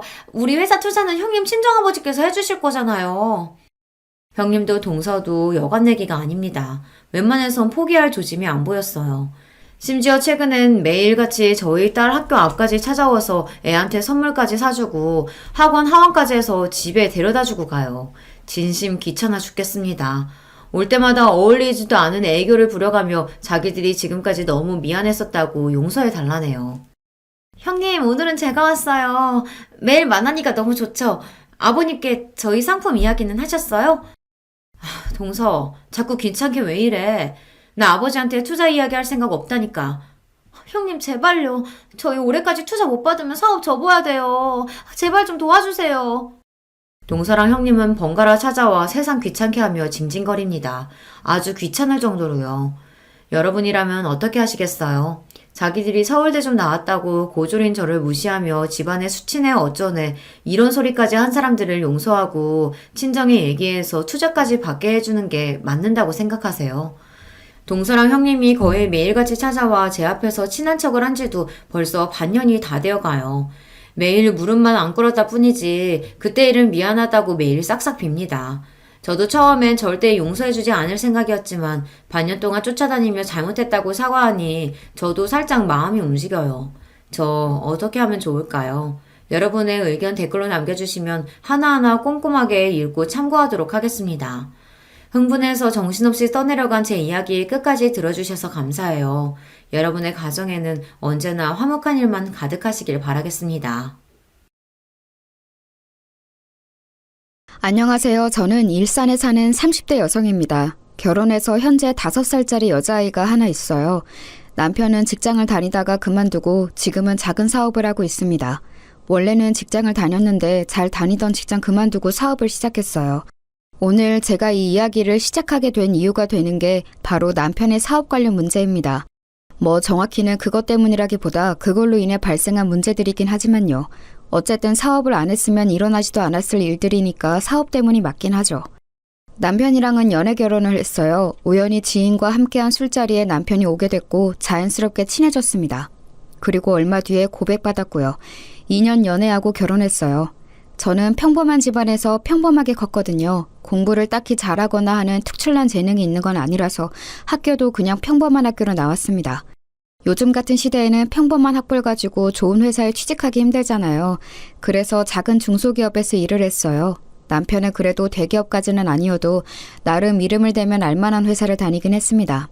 당연히 월급도 저보다 훨씬 많았고요. 그래서 그런지 시어머니는 처음부터 저를 탐탁지 않게 생각했어요. 제가 남편에 비해 많이 모자란다고 말이죠. 제 친구들은 남편 정도 되는 스펙이 뭐가 그렇게 대단한 스펙이냐며 그런 시어머니를 도통 이해할 수 없어 했지만 뭐 자기 아들이 잘났다고 생각하는 건 모든 부모의 마음이니 그러려니 했습니다. 딱히 엄청난 반대를 한 건 아니었지만 시어머니가 저를 탐탁지 않아 한다는 사실을 알고 있었기 때문에 저도 잘하려고 나름 열심히 노력했어요. 집안 행사가 있으면 열심히 가서 돕고 기념일 같은 것들이 있으면 잊지 않고 챙겨드리고 말이죠. 뭐 그럴 때마다 옆집 할매는 이거보다 훨씬 비싼 가방을 받았던데 하면서 마음에 안 드는 티를 냈지만 그렇다고 자기 아들이 엄청 대단히 많이 버는 건 아닌 걸 알고 있었기 때문에 더 이상 말을 하지는 않았습니다. 벌이가 넉넉한 편은 아니었지만 그래도 저금도 하고 나름 괜찮았어요. 하지만 그마저도 제가 임신을 하면서 빠듯해지기 시작했습니다. 아시겠지만 아직 대기업도 임신한 여자 직원에 대한 처우가 좋지 못한데 중소기업은 어떻겠어요. 임신을 하면 자연스럽게 그만둬야 하는 분위기가 만들어져요. 그걸 버텨내며 독하다, 눈치가 없다 같은 소리를 들으며 회사 생활이 엄청나게 고달퍼지기 시작합니다. 그래서 저도 어쩔 수 없이 사직서를 냈어요. 다들 그렇게 하니까요. 그 이후로 좀 빠듯해지기 시작했어요. 물론 누구에게 빚을 지거나 할 정도는 아니었지만 그전이랑은 확실히 다르긴 하더라고요. 그래도 아껴가며 살면 못 살 것도 아니었습니다. 물론 적어진 용돈과 기념일 선물 같은 것들에 시어머니가 노골적으로 불만을 표하긴 했지만 말이에요. 이래서 며느리도 직업 같은 거 다 보고 드려야 하는 거야. 저 들으라고 하는 말이었어요. 자기 딸도 제대로 된 직장을 가지고 있지 않은 상태에서 며느리에게 저러는 게 정말 웃기긴 했지만 대한민국 거의 모든 시어머니들이 그렇잖아요. 여기까진 그래도 괜찮았습니다. 문제는 그 뒤였어요. 아이가 2돌이 지났을 무렵 남편이 그러더군요. 나 사업하려고. 갑자기? 전에 같이 일하던 사람이 지금 회사 그만두고 사업을 시작했는데 진짜 잘 되고 있거든. 보니까 괜찮은 것 같아서 초기 비용도 많이 들지도 않고. 그럼 회사는? 당연히 그만둬야지. 장난해? 미래가 보장된 일도 아닌데 남이 하는 거 보고 잘 된다고 덜컥 회사를 그만두고 사업을 한다는 게 무슨 말이야 대체. 나 진짜 잘할 수 있어. 안 돼? 불확실한 일은 미래를 걸 수는 없잖아요. 그리고 어느 누가 잘 다니던 회사를 그만두고 사업을 시작한다는 남편을 반가워하겠어요. 그래서 정말 결사반대를 했습니다. 그리고 이 사실을 시어머니가 알게 됐어요. 남편이 하는 일을 집에서 집안일 하는 여자가 이래라 저래라 입을 대고 나서는 게 말이 되냐? 어? 그냥 남편이 한다고 하면 하게 두는 거지. 한 가정이 가장이잖아요. 만약에 안 되면 어떡하려고. 너는 네 남편을 그렇게 못 믿어서 결혼은 어떻게 했니? 그리고 내 아들이 안 될 리가 있니? 어디서 어른 말에 말대꾸야. 정말 그야말로 난리를 치시더군요. 시어머니의 난리와 남편의 계속되는 설득에 어쩔 수 없이 허락을 했습니다. 소기 자본이 얼마 들지 않는다고 해도 사업은 사업인지라 그동안 모아둔 적금을 다 깨고 집을 담보로 대출도 받았어요. 내가 진짜 성공해서 당신 호강시켜줄게. 꼭! 그 말에 정말 철없게 느껴졌습니다. 하지만 제 걱정과 달리 남편의 사업은 잘 풀리는 듯 보였어요. 집에 들고 오는 돈도 그전의 월급의 거의 2배가 넘었습니다. 남편의 사업이 잘 풀리는 것 같자 시어머니의 구박은 날로 더 심해졌어요. 거 봐라. 여자가 남자 하는 일에 입대면 안 된다고 했지? 본인 능력이 없으면 내조라도 잘해야지. 남자 하는 일에 입이나 대고. 우리 애가 다른 건 다 복이 있는데 부인복이 없어 부인복이. 허구한 날 제주제에 너무 과분한 남편을 얻었다며 구박하기 시작했어요. 생색도 엄청 내기 시작했습니다. 제가 들고 입고 하는 모든 것들에 관심을 가지며 그게 비싼지 아닌지 감시하고 뭐가 하나 좋아 보이면 네가 어디 가서 그런 걸 사겠니? 우리 애 아니면. 이라는 말을 달고 살았어요. 그전까진 한 귀로 듣고 한 귀로 흘리던 저도 심해지니 점점 스트레스를 받았습니다. 그래서 저도 일을 시작했어요.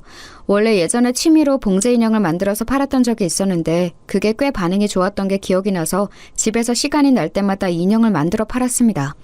뭐 대단히 돈이 되진 않았지만 그래도 제 생활비는 벌 수 있는 정도는 됐어요. 그걸로도 시도 때도 없이 싫은 소리를 해댔지만 말입니다.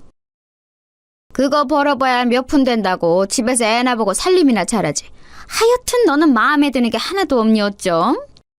그래도 그냥 들은 척 안 했어요. 눈치만 먹기는 싫었거든요. 진짜 정말 이중적인 모습은 신우이가 결혼할 때 나타났습니다. 신우이는 제대로 된 직장 없이 아르바이트를 하면서 생활 중이었거든요. 취직 준비를 안 한 건 아니었는데 번번이 떨어졌어요. 그런데 어디서 소개팅으로 대기업을 다니는 남자를 만나 결혼을 하게 된 겁니다. 그때 시어머니가 했던 말이 정말 가관이었어요. 인물이 그저 그렇더만 우리 애같이 이쁜 애를 데려가는 걸 복이라 여겨야지. 그렇게 며느리도 직업 형편 다 봐야 한다고 연부를 외우시던 분이 그런 말을 하시더라고요. 그러면서도 혹시나 사위한테는 잘못 보이면 안 된다 생각했는지 앞에서는 그런 말을 한 적도 없는 척 매번 가식적으로 웃어댔습니다. 상견례를 하고 결혼을 준비하는 과정에서 저희 집에 안 좋은 일이 일어났어요. 내내 걱정했던 일이 일어나고야 만 것입니다. 남편의 사업이 망했거든요. 진짜 미안해. 내가 당신한테 면목이 없어. 그런데 한 번만 다시 해보면 안 될까? 장난해? 지금 집에 돈이 어딨어? 초기 자금은 뭐 어디서 가져올 건데? 담보대출 받을 집이 있어. 모아놓은 적금이 있어. 이런 일이 한 번 있으면 정신을 차려야지. 정신을 차리긴커녕 한 번 더 해보겠다는 말을 해? 나 짐 싸서 집 나가는 걸 보고 싶으면 그렇게 해! 정말 철이 없어도 어쩜 저렇게 없는지 한 번 더 해보겠다니요. 그렇게 말하는 남편의 입을 이혼을 무기로 틀어막았습니다. 그리고 취직 자리를 빨리 알아보라고 했어요. 여기저기 부탁해놨어. 그런데 요즘 경기가 좋지 않아서 어떻게 될지는 모르겠다네. 당신한테 진짜 많이 미안해.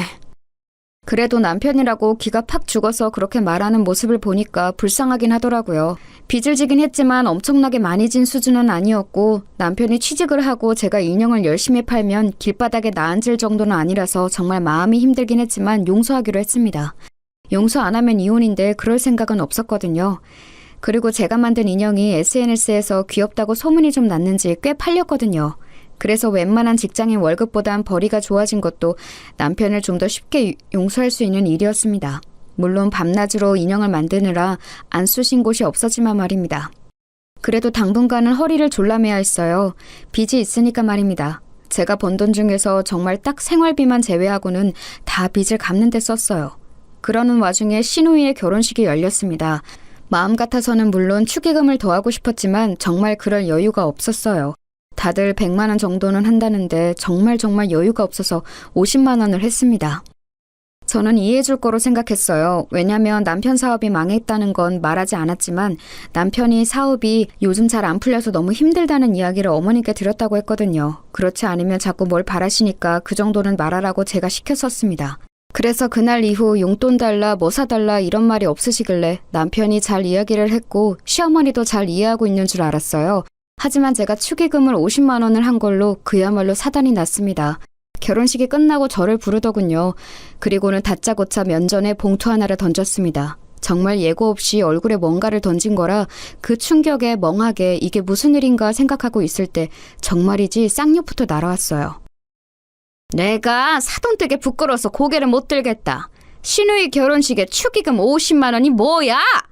어디서 이런 거지 같은 년이 들어와서 내가 고개도 못 들게 만들어? 어? 네가 지금 제정신이야? 나 쪽팔리라고 일부러 이랬지? 어? 제가 무슨 말을 해야 할지 몰라서 어버버거리고 있자 제 머리를 한 대 툭 치더라고요. 사업이 어려워도 집에 돈이 없어도 신우이 결혼식에 축의를 50만 원 하는 건 내가 어디서 듣도 보도 못했다. 어? 네 대가리에 뭐가 들었니? 생각이란 건 하고 사니? 어? 정말 눈물이 주르륵 흘렀습니다. 뭐라 저항할 사이도 없이 말이에요. 저희 어려운 거 아시잖아요.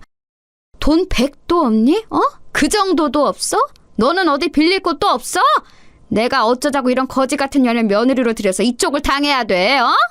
한참을 그렇게 욕을 듣고 있는데 뒤늦게 온 남편이 그 앞에서 저를 막아서며 제 편을 들기 시작했습니다. 엄마, 우리 힘들다고 했잖아. 그럼 저거 보고 나가서 식당 일이라도 하라고 해. 집에 가만히 처박혀서 살림이라 하는 년이 뭐가 힘들다고 결혼식 내내 죽상을 하고 앉아서는. 사업이 힘든 것도 네가 힘들지 제가 힘드니? 어? 제가 밤새 주문 들어온 인형을 만들다 결혼식을 가서 안색이 좀 안 좋긴 했었거든요. 엄마 그만해요. 이 사람도 내가 돈 한 푼 안 가져다 주는데 살림하기 힘들어. 그 소리에 어휴 하면서 한숨을 쉬고는 방문을 쾅 닫고 안방으로 들어가더군요. 나중에 생각하니까 그때 너무 놀라고 감정이 북받쳐서 아무 말도 하지 못한 게 정말 후회스럽더라고요. 자기야 진짜 미안해.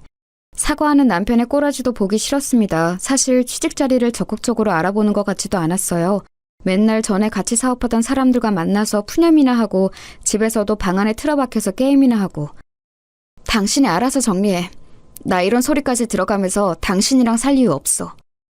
그렇게 말하고는 시댁을 나왔습니다. 그리고는 한참 뒤 남편이 돌아와서 자기가 어머니께 잘 말했다고 이제 그런 말은 안 하실 거라며 정말 싹싹 빌더군요. 내일부터는 진짜 취직 자리도 열심히 알아보고 내가 진짜 잘할게. 자기야 너무너무 미안해.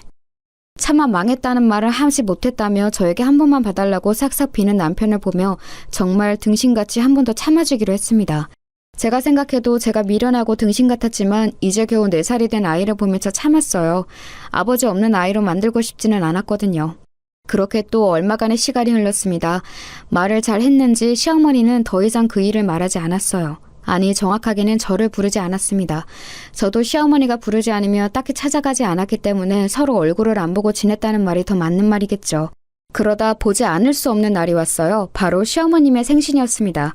물론 무리가 되긴 했지만 현금 100만 원을 준비해서 갔어요. 괜히 안 들어도 될 말 듣기도 싫었고 이 정도면 괜찮겠지 싶었습니다. 그런데 아니었더군요. 옆집 팔매는 이번 생일에 명품 가방을 받았다는데. 지난번처럼 크게 뭐라고 한 건 아니었지만 궁시렁궁시렁 거리더군요. 그 정도야 뭐 참을 수 있다 생각했습니다. 지난번엔 거지 같은 년이라는 소리도 들었는데 말이죠. 얼굴에 봉투도 맞고. 집안일이라도 해라. 경제적으로 남편이나 집안에 도움이 안 되면 그런 거라도 열심히 해야 하지 않겠니? 그날 모든 생일상을 차리고 치우는 일을 제가 혼자 해야 했습니다. 원래는 도와주는 척이라도 하던 시누이조차도 그냥 앉아서 받아먹기만 하더군요. 하루에 10시간 이상을 인형만 붙잡고 있어서 손목이 시려웠지만 진짜 꾹 참았습니다. 하지만 손목이 너무 아팠어요. 쨍그랑 들고 가던 그릇을 놓쳐서 깨먹는 일이 생겼습니다. 제가요. 기다렸다는 듯 폭력에 가까운 잔소리들이 시작되더군요. 너는 진짜 제대로 할 줄 아는 게 도대체 뭐니? 생일날 그릇을 깨? 재수없게? 엄마 그만하세요.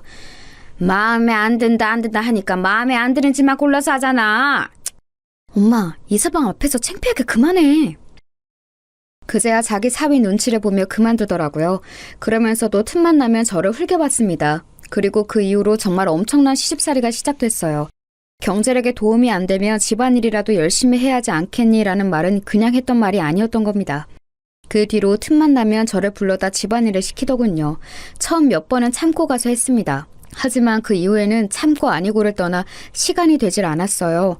인형 주문이 점점 더 많아졌거든요. 안 그래도 방 안에 틀어박혀서 하루 종일 게임이나 하는 남편도 너무 꼴보기 싫었는데 시어머니까지 쌍으로 저러니까 정말 당장이라도 짐 싸서 집을 나가고 싶었습니다. 하지만 거의 초인적인 힘으로 그런 마음을 참아가고 있었어요. 그러던 중에 이혼만은 하지 않겠다던 제 아내 결심을 단번에 뒤지는 사건이 또 일어나고야 맙니다. 시어머니가 일을 하라고 불렀고 저는 가지 않았어요. 그랬더니 전화가 오더라고요. 당장 집으로 오지 않고 뭐하니? 와서 일 좀 도우라고 내가 말했잖니. 요즘에 애비가 돈을 못 벌어와서 제가 아르바이트 같은 걸 하고 있거든요. 그래서 도저히 갈 수가 없어요. 잠시 정적이 흘렀습니다. 지금 돈 번다고 시어머니한테 유세 부리는 거야? 일을 못 뺀다는 말씀을 드리는 거예요.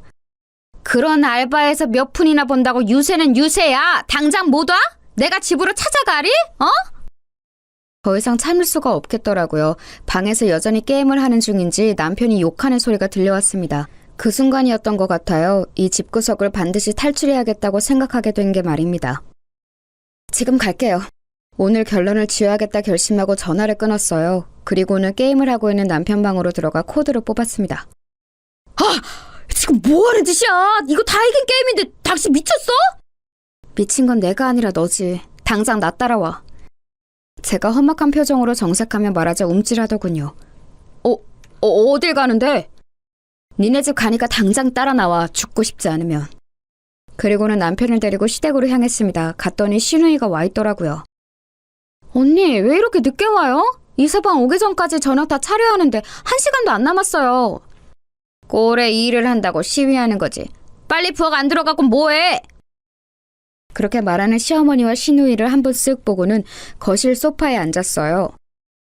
너 뭐하니? 일하라니까? 할 이야기 있으니까 여기 다들 앉으세요. 당신도 앉아.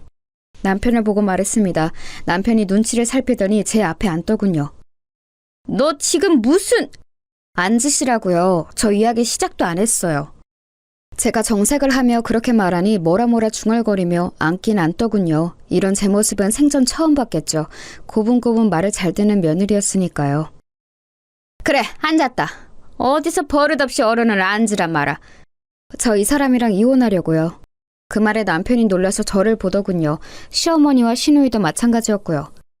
자기야, 아무리 화가 나도 그렇지 이혼이라니. 그런 말을 이렇게 함부로 하면 어떡해. 함부로? 내가 그냥 하는 말 같아? 그리고 나 생각 많이 하고 내린 결정이야. 이혼해. 이 년이 지금 어른 앞에서 지 일 좀 시켰다고 남편한테 이혼한다 만다 소리를 하면서 협박하는 거야? 어? 뭐 이런 게 다 있어? 언니, 문제가 있으면 둘이서 해결하지. 여기서 이러는 거 좀 아닌 것 같네요. 왜 아니에요? 제가 이혼하려는 이혼 사유에는 오빠 문제도 있지만 어머니 문제도 큰데? 뭐? 이게 한참 못난 며느리 아들이 좋다고 하니 반대 없이 허락해준 걸로 감지덕지해야지. 내가 네 속을 모를 줄 알아? 사업 좀 안 풀린다고 바로 이혼 이야기를 꺼내? 좀 안 풀리는 거 아니라 망했어요. 그 말에 시어머니가 멈칫하더군요. 뭐? 망했다고요. 이 사람 거의 1년째 백수생활 하면서 집에서 놀고 먹어요. 매일 방에 틀어박혀서 10시간씩 게임이나 하면서. 오빠, 그게 정말이야? 오빠 망했어? 그 질문에 남편이 고개를 숙이더라고요. 예전 같으면 안쓰러운 마음이 들었을 법도 한데 전혀 그런 마음이 들지 않았습니다. 사업이 하다가 좀 망하고 그럴 수도 있는 거지. 사업 망했다고 남편을 버리는 부인이 어딨어? 어? 사업 망했다고 버리는 거 아니고요. 망한 건 1년 전인데 여태 제가 인형 만들어다 팔면서 생활비로 쓰고 대출 받은 거 갚고 그래왔거든요. 당장이라도 다시 취직할 것 같이 굴더니 1년째 취직은커녕 노력도 안 하고 하루 종일 집에 처박혀서 게임이나 하고 술이나 처마시러 다니고 그것도 이제는 못 봐주겠고요.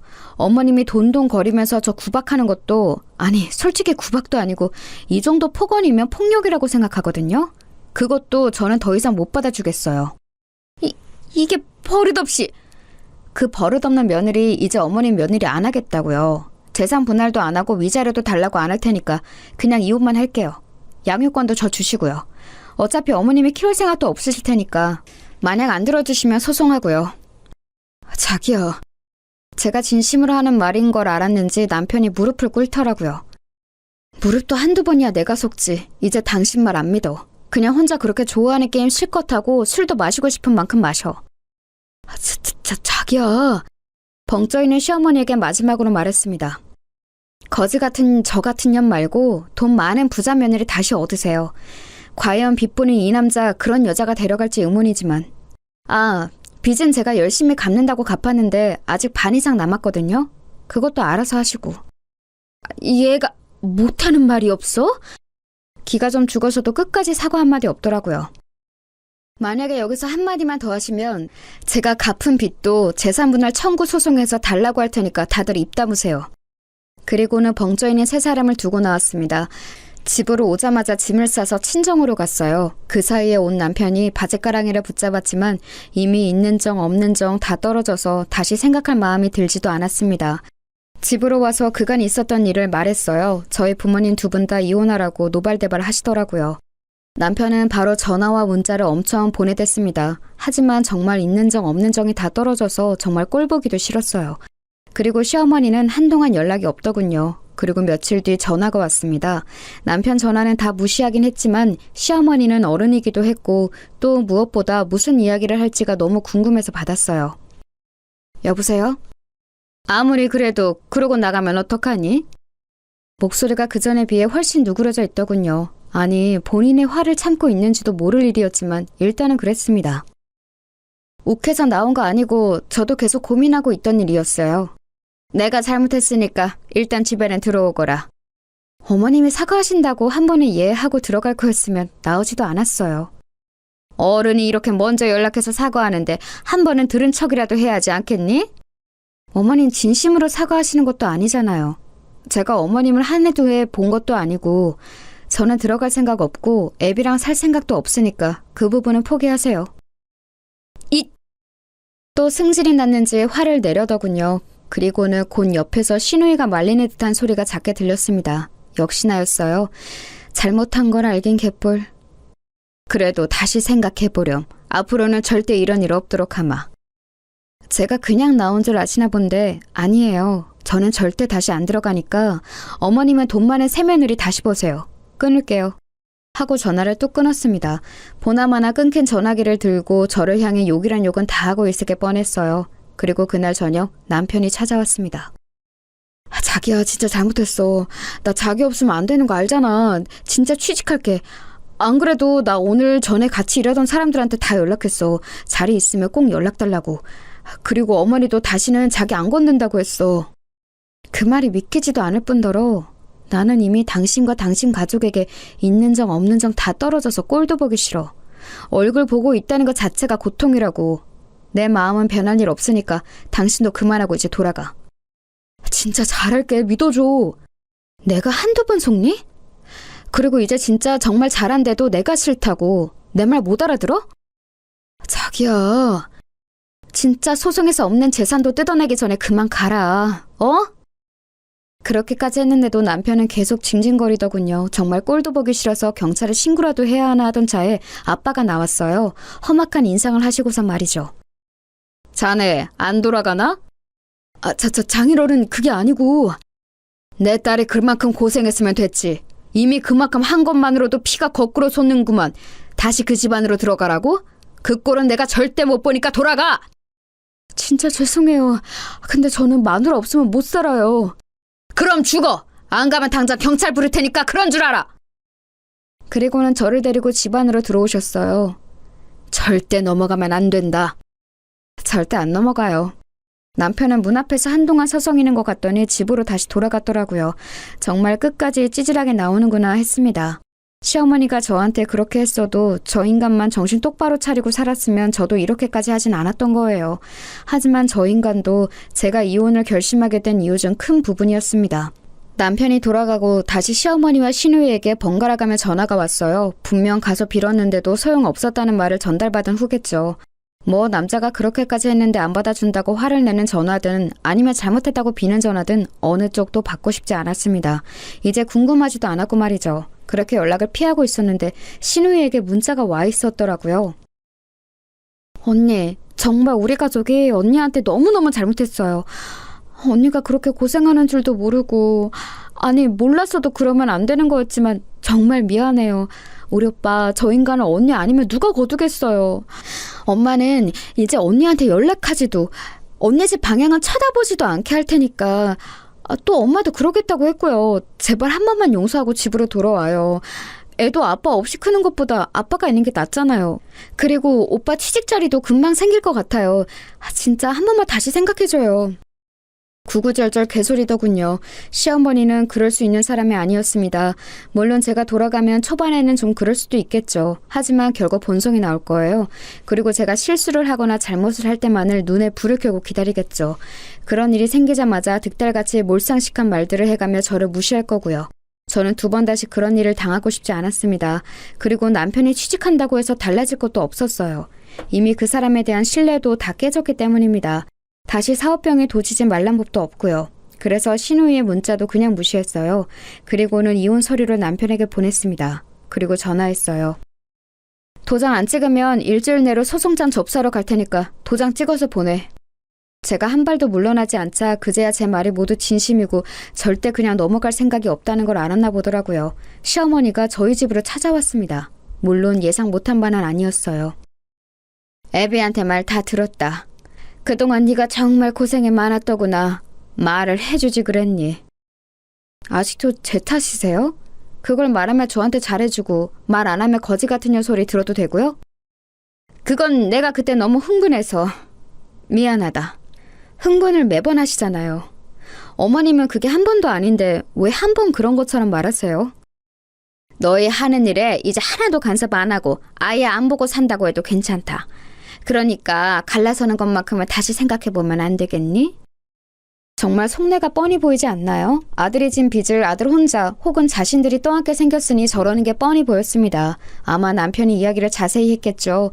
이제 더 이상 숨길 수도 없는 노릇이었고 말입니다. 그 나이에 빚 있는 백수 아들을 떠안아야 할 생각을 하면 아마 시어머니 성격에 잠도 제대로 못 잘 게 뻔했습니다.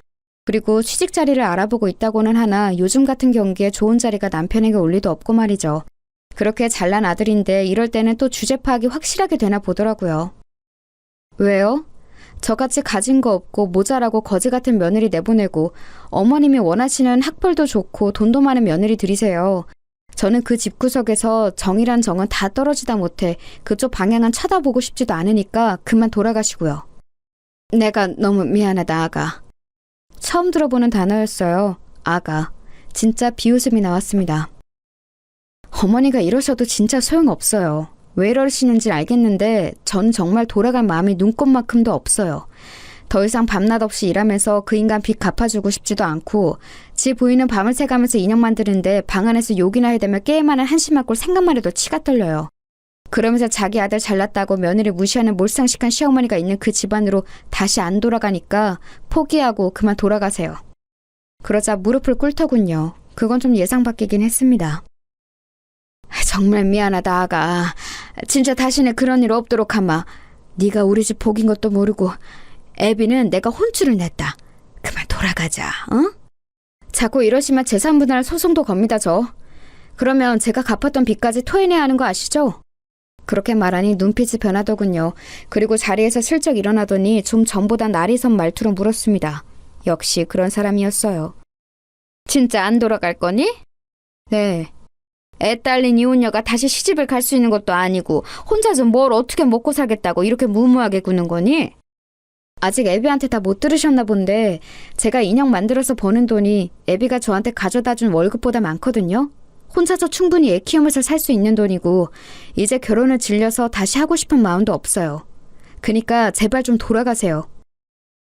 제가 제 밥벌이는 충분히 하고도 남는다는 말에 놀란 듯 표정이 잠시 변하더군요. 그 인형 쪼가리 팔아서 그렇게 돈이 된다고? 네, 그러니까 제 밥벌이는 걱정하지 마시고 돌아가세요. 적어도 지금 애비보단 훨씬 잘 먹고 잘 살 수 있으니까. 시어머니는 가지 않고 계속 뭔가 말하려는 듯 했지만 외출을 했다 돌아오신 저희 엄마와 마주치는 바람에 돌아가야 했습니다. 저희 엄마가 화를 엄청 내셨거든요. 그동안의 울분을 다 토해내셨어요. 내 딸이 그런 소리를 들어가며 그 집구석에 있었을 생각만 하면 제가 자다가도 벌떡 깨니까 험한 꼴 보기 전에 돌아가세요. 그렇게 돌아간 시어머니는 아마 제 인형을 좀 찾아본 모양입니다. 그리고는 생각보다 인기가 많다는 사실에 놀라던 것 같더라고요. 그날 이후로 정말 매일매일 전화와 문자가 왔습니다. 아가야, 내가 정말 미안했다. 다시 한번 생각해봐. 너 아니면 저런 모자란 애비 누가 걷어주겠니? 내가 정말 잘하마. 여보, 진짜 이혼할 건 아니지? 돌아올 거지? 번갈아 가면서 오는 연락에 정말이지 진절머리가 나더군요. 태도가 이렇게 싹 바뀔 수 있다는 것도 말입니다. 결국 경고한 일주일이 지나서도 도장 찍힌 이혼 서류는 받을 수 없었어요. 그래서 변호사를 찾아갔습니다. 그리고는 이혼 소송을 준비했어요. 그런데 그 사람들은 제가 조용하니까 이혼을 안 하려나 보다 생각한 모양이더라고요. 자기야, 일단 집으로 들어와. 같이 살 거면 얼굴은 봐야지. 아가, 이혼 안 할 거지? 그 사이에 저는 조용히 소송을 준비했습니다. 알아보니 소송 사유가 되고 또 남더라고요. 시어머니가 저한테 한 폭언들은 증명을 할 수는 없다고 쳐도 사업을 말아먹은 남편이 1년 가까운 시간 동안 아무것도 하지 않고 방 안에 틀어박혀서 게임만 한 것만으로도 충분하다고요. 아, 그리고 사실 폭언은 문자라도 증거들이 좀 남아있기도 했고 말입니다. 소장을 작성하고 집으로 날아간 것 같았습니다. 그날 바로 득달같이 달려올 줄 알았는데 며칠간은 조용했어요. 나중에 보니 아마 그 사이에 변호사를 만나러 간 것 같았습니다. 이게 진짜 이혼 사유가 되는지, 된다면 정말 재산 분할을 해서 제가 갚은 빚도 일정 부분 돌려줘야 하는 건지 같은 것들 말입니다. 많지는 않지만 조금은 돌려받을 수 있는 것 같더라고요. 그리고 소송을 하면 그쪽이나 저나 변호사 비용이 들 테니까 지금 사정이 어려운 남편 쪽에서는 쉽게 변호사를 쓰거나 하진 않을 듯 보이긴 했습니다. 아니나 다를까 좀 알아보고 자기네들이 불리한 걸 알았는지 전화가 왔어요. 진짜 이혼하려는 거야? 그럼 내가 여태 장난하는 줄 알았어? 꼭 진짜 해야겠어? 애 생각은 안 해? 헐씨구, 애 생각한 양반이 1년 가까이 방 안에서 안 나오고 게임이나 처하셨어요? 이제 와서 애 생각? 지나가던 개가 웃겠다, 어? 당신 이렇게 잔인한 사람이었어? 당신이 지금 나 이렇게 버리면 나는 다시 못 일어날 수도 있는데! 이제는 협박을 하더라고요. 정말이지 기가 찼고 절대 돌아가서는 안 되겠다는 생각만 점점 강해졌습니다. 당신은 그전에도 못 일어섰잖아. 너 어제도 게임했지? 내가 모를 줄 알았냐? 사실 어제도 신용카드를 긁었다고 문자가 왔었거든요. 게임에 등록되어 있는 카드가 제 카드였는데 그걸 깜빡 잊은 것 같더라고요. 당황한 기색이 전화기 너머서도 느껴졌습니다. 아니 그건 그 신용카드 어제 그 결제 문자 받은 뒤로 바로 해지했으니까 앞으로는 네 카드로 긁어. 그리고 그냥 끝이야 넌. 알아? 그리고는 전화를 끊었습니다. 정말 등신 같지 않나요? 그걸 또 처할 생각을 한 것도 한 거니와 제 카드가 등록되어 있는 것도 있고 결제를 하다니요. 진짜 한숨도 안 나왔어요. 그리고 며칠 뒤 변호사에게 전화가 왔습니다. 남편 쪽에서 합의 이혼을 바란다고요. 그래서 그 자리에 나갔어요. 저도 웬만하면 소송까지 가고 싶은 생각은 없었거든요. 네가 이렇게 독한 애인 줄 몰랐다. 제가 독한 게 아니라 저를 이렇게 만든 게 어머님이랑 어머님 아들이죠. 어떻게 어른이 이렇게까지 하는데 한 번도 다시 생각해줄 생각은 안 하니? 그건 그동안 어머님이 저한테 잘 해주셨을 때 이야기죠. 제가 어머님을 모르는 것도 아닌데 그런 어머님의 말이 저한테 먹힐 거라고 생각하세요? 2년이 참아주니까! 결국 본색이 나오더라고요. 그 모습을 가만 보던 변호사님이 한마디 거들었습니다. 합의하러 오신 거 아니에요? 이러면 저희도 소송 갑니다. 그 말에 이를 악물더니 자리에 앉더라고요. 사실 저희 의뢰인은 소송을 하는 게 나아요. 한 푼이라도 더 받으니까요. 그런데 빨리 인연을 끊고 싶어하는 마음이 크니까 합의 요청을 받아들인 거고요. 근데 자꾸 이렇게 비협조적으로 나오시면 안 되죠. 저희가 봐드리는 건데. 네, 알겠으니까 빨리 진행하시게. 변호사 사무실을 아무리 다녀봐야 나오는 결론은 같았을 겁니다. 저한테 위자료나 재산 분할의 권리가 있다는 것만 확인받았겠죠.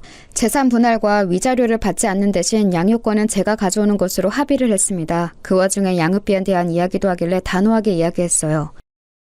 양육비 안 줘도 돼요. 대신 아이에 대한 모든 권리는 저한테 주는 걸로 동의하고 제 허락 없이는 만나지도 못하는 걸로 하면 오케이 할게요. 그 말에 남편은 좀 고민을 하는 것 같았지만 시어머니는 옆에서 그냥 사인하라고 재촉을 하더군요. 지금 남편의 형편에 양육비를 줄 수도 없는 것도 없는 거였지만 아이 처음 낳았을 때부터 딸이라고 구박했던 게 생각나는 건 어쩔 수 없었습니다. 아이를 딱히 예뻐한 적도 없고요. 저런 할머니는 아이를 위해서라도 없는 게 나아요. 그래도 가끔 보기는 해줄 거지? 아예 못 보게는 안 할 테니까 사인이나 해. 남편이 망설이더니 결국 자기 엄마 등살에 못 이겨 사인하더라고요. 저런 인간을 남편이라고 믿고 결혼하고 살아낸 지난 모든 날이 정말 후회가 되는 순간이었습니다. 그리고 동시에 홀가분하기도 했어요. 그렇게 합의 이혼을 했습니다. 그 집안과는 완전히 끝났어요. 모든 게 끝나고 나오는 길에 시어머니가 저에게 했던 말이 아직도 생각이 나네요. 너보다 100만 배는 나은 새 며느리 드릴 테니까 두고 봐. 꼭 그러세요. 자기 아들은 금방 다시 재기할 거고 저보다 훨씬 나은 며느리를 볼 거라는 그 악에 바친 다짐을 들으며 돌아섰어요. 뒤에서 고래고래 고함을 지르는 소리도 그냥 웃어 넘겼습니다. 이제 정말 끝났으니까요. 여기까지 이야기하면 아마 뒷이야기를 궁금해하시는 분들이 많으시겠죠. 그래서 뒷이야기를 덧붙일게요. 아마 많은 분들이 원하는 사이다 같은 결말이긴 할 겁니다. 남편은 예상대로 제대로 된 취직 자리를 알아보지 못했어요. 여기저기 작은 회사들을 조금 다니다 잘리거나 그만뒀다고 하더군요. 사업을 했던 시기를 아직도 잊지 못하고 회사 생활에 적응을 못하는 것 같았습니다. 결국 집을 팔았다고 들었어요. 저희가 살던 그 집을 팔아 빚을 다 정리하고 지금은 시댁에 들어가서 살고 있다고 하더군요. 밤새 게임만 하는 아들을 보며 제 속 터지는 심정을 그대로 겪고 있을 시어머니를 생각하니 정말 고소했습니다. 그리고 제 인형은 입소문이 점점 더 더해져서 이제는 함께 동업해서 사업을 하자는 사람이 생길 만큼 사이즈가 커졌어요. 사업에 대한 편견 때문에 아직 본격적으로 시작하지는 않았지만 말입니다. 이미 혼자서는 감당이 안 되는지라 조만간 뭐든 해야 할 것 같긴 합니다. 벌이도 괜찮고 아이도 잘 크고 있어요. 그리고 시어머니와 남편은 제가 어떻게 사는지 뭘 하는지 틈틈이 알아보고 관심을 가지고 있는 것 같더라고요. 아마 재결합을 하고 싶어 하는 거겠죠. 시어머니는 골칫덩이 아들 다시 치워야 하니까 그런 거겠고요. 한 번은 시누이가 찾아와서 재결합 생각 없냐고 슬쩍 떠보길래 만나는 사람이 있다는 거짓말을 했습니다. 그날 저녁에 바로 남편에게 전화가 왔었어요. 당신 진짜 만나는 사람 있어? 그게 너랑 무슨 상관이야? 내가 만나는 사람이 있건 말건? 결혼 다시 할 생각 없다고 그랬잖아. 그때는 없었지. 지금은 좋은 사람이 있으면 할 건데? 진짜 결혼까지 생각하는 사람이 있다는 말이야? 아니 글쎄 그러던 말던 네가 무슨 상관이냐고. 그러고는 정말 화가 나서 전화를 확 끊어버렸어요. 아니 지가 뭐라고. 혹시나 저랑 재결합을 기대했던 건가 싶어서 더 기분이 나빴습니다. 하지만 거기서 끝나지 않았어요. 이번에는 시어머니가 저를 찾아왔거든요. 만나는 사람이 있다는 게 진짜니? 아니 그러거나 말거나 대체 무슨 상관이시라고 돌아가면서 이 난리를 치시는 거예요? 결혼 생각 없다고 해서 우리가 양육권을 포기한 게 아니니? 거짓말하지 마세요. 양육비 내기 싫어서 포기하신 거잖아요. 그리고 혹시나 애 가지고 협박할 생각하지 마세요. 이미 다 알아봤어요. 제가 재혼한다고 해서 양육권을 다시 돌려줘야 할 의무도 없고 만약에 그러면 그동안의 양육비도 청구할 수 있다고 하니까. 그 말에 시어머니가 움찔하더군요. 이미 거기까지 다 알아본 거니? 너도 참 독하다. 어머니만 하겠어요. 다시 찾아오지 마세요. 그리고 혹시나 재결합 이런 건 꿈도 꾸지 마시고요. 어머님이 그 호언장담한 저보다 몇 배 나은 며느리 보시게 되면 꼭 연락 주세요. 직접 가지는 못해도 축의금은 낼 테니까. 아니 저게... 뒷말은 듣지도 않고 돌아섰습니다. 무슨 소리를 하는 건지는 몰라도 고래고래 소리치는 게 들려오더라고요. 정말 징그러울 만큼 한결같으신 분이죠. 그러고선 그 사람들에게 아직까진 더 이상 연락은 없어요. 돈 문제만 걸고 넘어지면 조용해지는 시어머니 덕이라고 해야 하나요?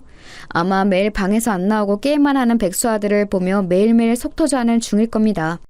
그게 그분이 받으시는 벌이라고 생각해요. 그리고 자신의 잘못을 어떤 식으로든 후회하겠죠. 과거에 제가 있었던 시절을 그리워하면서 말입니다. 저는 결코 그 염원을 들어줄 생각이 없지만 말이에요. 저는 더 성공할 거예요. 이미 그렇게 되어가고 있고요. 그리고 지금은 만나는 사람이 없지만 언젠가 좋은 사람이 있다면 연애도 결혼도 할 수도 있겠죠. 물론 아직까지는 결혼의 결자만 들어도 치가 떨리지만 세상에는 전 남편이나 전 시어머니 같은 사람만 있는 건 아니잖아요. 아이는 잘 크고 있답니다. 원래 남편도 아이에게 그닥 살갑거나 잘 봐주던 사람이 아니라서 아빠를 찾지도 않아요. 오히려 자신을 너무너무 예뻐하는 외할머니와 외할아버지를 너무 좋아하고 따라서 제가 다 섭섭할 지경이라니까요. 요즘은 제가 밤낮 없이 바쁜 바람에 아이의 양육을 거의 제 부모님이 하고 계셔서 그게 너무 죄송할 따름이에요. 물론 두 분은 너무 좋다고 하시지만 그래도 아이 보는 게 보통 일은 아니니까요. 그래서 이번 여름에는 다 같이 해외로 휴가를 나가기로 했어요. 가족끼리 다 같이 가는 해외여행은 처음인지라 벌써 두근거리네요. 저는 지금 너무 행복합니다. 그 전에 혼자 아이를 키우는 게 겁나서 아이가 아빠 없이 자라는 게 무서워서 망설였던 지난 날들이 후회될 정도로 말입니다. 그런 사람들과는 헤어지는 게 맞았어요. 그런 집안에서는 아이도 행복하지 않았을 테니까 말입니다. 길다며 긴 제 이야기 들어주셔서 감사합니다. 참고 사는 것만이 능사는 아니라는 것 여러분도 늘 생각하시고 하실 말은 하시면서 그렇게 사셨으면 좋겠어요. 가만히 있으면 정말 호구 취급하는 사람이 너무 많더라고요. 아, 밥 먹을 시간이네요. 그럼 저는 여기서 제 이야기를 마칠게요. 즐거운 하루 보내세요.